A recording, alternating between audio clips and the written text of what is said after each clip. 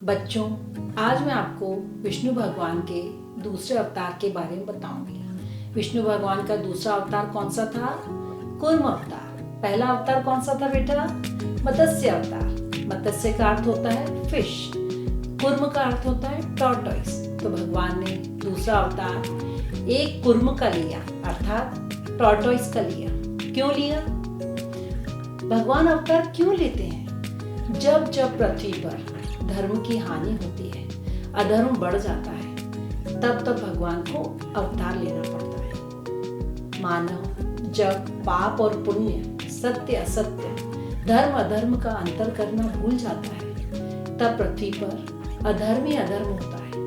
भगवान को दोबारा धर्म की स्थापना करने के लिए आना पड़ता है। एक बार ऋषि दुर्वासा इंद्र के दरबार में आए और इंद्र ने उनकी इतनी आवभगत की कि ऋषि दुर्वासा बहुत प्रसन्न हो गए। ऋषि दुर्वासा अपने क्रोध के लिए तीनों लोकों में जाने जाते हैं। जब इंद्र ने उनकी इतनी सेवा की तो ऋषि दुर्वासा प्रसन्न हुए और उन्होंने उपहार स्वरूप इंद्र को एक माला दी। माला बहुत दिव्य थी, वो साधारण माला नहीं थी। उस माला के फूल हमेशा खुशबू फैलाने वाले थे और वो फूल कभी भी मुरझाने वाले नहीं थे।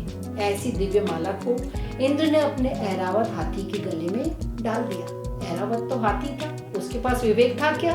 नहीं। तो ऐरावत ने वो माला फर्श पर फेंक दी और अपने पैरों से कुचल दिया। दुर्वासा ऋषि ने जब ये देखा तो उन्होंने इतना क्रोध किया और उन्होंने इंद्र को श्राप दे दिया, जाओ, तीनों लोकों में से लक्ष्मी का विनाश हो जाएगा। इंद्र बड़े डर गए और वो तुरंत ब्रह्मा जी के पास आए। ब्रह्मा जी ने बोला, मैं तो कोई मदद नहीं कर सकता, पर ऋषि दुर्वासा ने ये श्राप दिया है तो ऐसा तो होगा ही। और तीनों लोकों से लक्ष्मी समाप्त होने लगी। चारों तरफ दरिद्रता फैलने लगी। दरिद्रता मतलब गरीब, सब तरफ त्राही त्राही फैलने लगी। अब सब देवता ब्रह्मा जी के साथ मिलकर विष्णु भगवान के पास पहुंचे। विष्णु जी ने बोला, आप लोग सागर का मंथन करिए।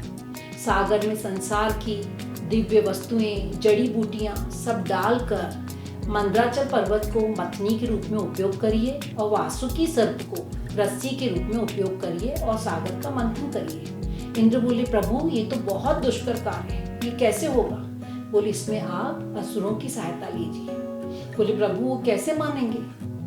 क्योंकि असुरों ने स्वर्ग पर और तीनों लोकों पर अधिकार कर लिया था और उनको जरूरत भी नहीं थी। तो विष्णु भगवान ने बोला, जाइए कोई युक्ति लगाइए।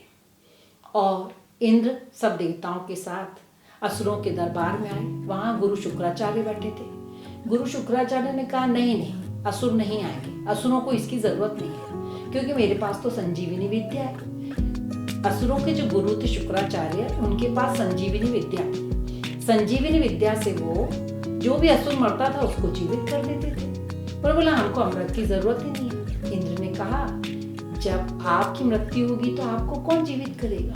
गुरु शुक्राचार्य सोचे, हाँ ये बात तो सही है, चलो अमृत के लिए मंथन में सहयोग करते हैं। उन्होंने असुरों को बोला, जाओ, पर इंद्र को कहा, असुरों को अमृत जरूर मिलना चाहिए।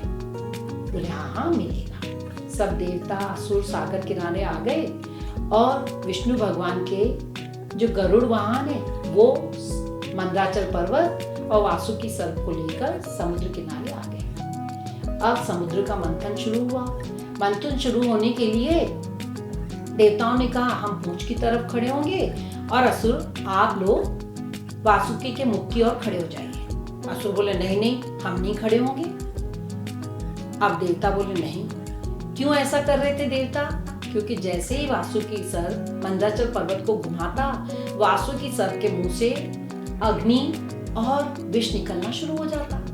विष्णु भगवान ने उनको पहले ही बता दिया था, कोई भी युक्ति लगाकर असुरों को वासुकी के मुंह की तरफ खड़े करना। अब देवता परेशान हो गए कि असुर तो खड़े ही नहीं हो रहे। तब भगवान विष्णु ने नारद को वहां पर भेजा। नारद मुनि आए और उन्होंने असुरों से कहा, आप क्यों नहीं खड़े हो रहे मुख की ओर? आप ही लोग तो महान हैं आज के समय में। आप बताइए, महान व्यक्ति जो होता है वो सर की तरफ खड़ा होता है कि पूंछ की तरफ खड़ा होता है? असुर सोचे, हाँ सही बात है, हम ही तो महान हैं। और हमें ही मुंह की तरफ खड़े होना चाहिए। इस युक्ति से असुर मुंह की तरफ खड़े हो गए और देवता पूंछ की तरफ खड़े हो गए। अब मंथन शुरू हुआ। मंथन जैसे ही प्रारंभ हुआ, वासुकी ने मंदराचल पर्वत घुमाना शुरू किया सागर में। मंदराचल पर्वत तो इतना भारी था कि वो डूबने लगा समुद्र में। सब देवता घबरा गए, बोले प्रभु मदद करिए।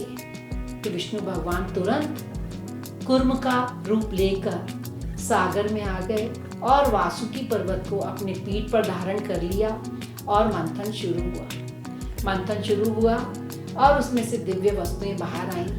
दिव्य वस्तुओं में लक्ष्मी जी, अमृत और बहुत सी दिव्य वस्तुएं बाहर आईं, पर साथ में विष भी बाहर आया। अब इस विष का क्या किया जाए? अगर इसे संसार में छोड़ दिया जाता है तो चारों तरफ विष ही विष फैल जाएगा।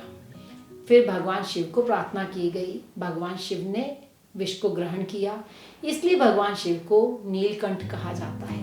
उनका विष जो है वो कंठ में उन्होंने धारण किया था। इस तरह भगवान ने कूर्म अवतार लेकर वापस लक्ष्मी जी को तीनों लोकों में स्थापित किया। तो बच्चों, ये आपको कहानी कैसे लगी? आपको अच्छी लगी? अब अगला अवतार होगा भगवान का वराह अवतार। मैं उसकी कहानी आपको सुनाऊंगी। हमको इस कहानी से क्या सीखना चाहिए कि सागर हमारे अंदर है। हमारे अंदर ही अधर्म और धर्म होता है, बुराई और अच्छाई होती है। तो हमको अपने मन के सागर का अपने अंदर मंथन करना चाहिए। मतलब हमको थिंकिंग करनी चाहिए कि हमको अच्छाई को बाहर लाना है और बुराई को मिटाना है। तो हमारी जो बैड हैबिट्स हैं उनको हमें खत्म करना है और जो गुड हैबिट्स हैं उनको हमें और ज्यादा ऊपर लाना है। तभी तो हम अच्छे इंसान बनेंगे और चारों ओर खुशी फैलाएंगे। है ना बच्चों? ये कहानी कैसी लगी? अच्छी लगी तो आप जरूर बताना। बाय।